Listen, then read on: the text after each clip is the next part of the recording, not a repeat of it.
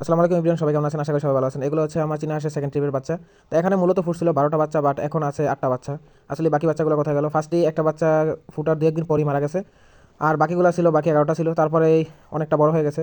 তো আমি ভাবতেছিলাম যে এখন একটু ছেড়ে রাখা উচিত, কারণ ছেড়ে রাখলে মূলত বাচ্চাগুলো একটু গ্রোথ ভালো আসে, প্লাস আমার মায়ের সাথে একটু হাঁটাকুটা করলে জিনিসটা ভালো। যতটা ন্যাচারাল পরিবেশে রাখা যায় ততই হাঁসের জন্য ভালো। তো আমি অলওয়েজ টাইম ট্রাই করি একটু ন্যাচারালে রাখার জন্য, যেহেতু আমার হাঁসগুলো মূলত আমি পানিতে দিয়ে রাখি সারাদিন।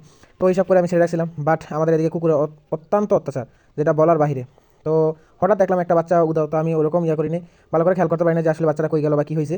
তো তারপরে আবার দু একদিন পরে দেখি যে হঠাৎ দুইটা বাচ্চা নেই। তো শখের জিনিস আসলে না থাকাটা হঠাৎ করে তারপরে এত বড় বড় হয়ে গেছে, যেটা স্বাভাবিক একটু অন্যরকম খারাপ লাগার কারণ। তো আমি মূলত দেখতেছিলাম যে আসলে কী হয়েছে বা এটার মূল কারণ কী। তো আমি যখন একটু খোঁজাখুঁজি করতেছিলাম তখনই দেখলাম যে কুকুর নিয়ে এগুলো দৌড়াদৌড়ি করতেছে। তো আসলে এই কুকুরের অত্যাচারটা আমাদের এদিকে অত্যন্ত পরিমাণে বেড়ে গেছে, যার কারণে কেউ কিছু ঠিকমতো পালতে পারে না। যখনই আমি বুঝতে পারলাম যে এগুলো কুকুরের কাজ, তখন থেকে আমি ওদেরকে একটু কেয়ারে বা চোখে চোখে রাখার চেষ্টা করলাম, যেহেতু আমার খুব শখের জিনিস। তো আমি অলওয়েজ টাইম ট্রাই করি যে ওদেরকে একটু এক্সট্রা খাবার দেওয়ার জন্য।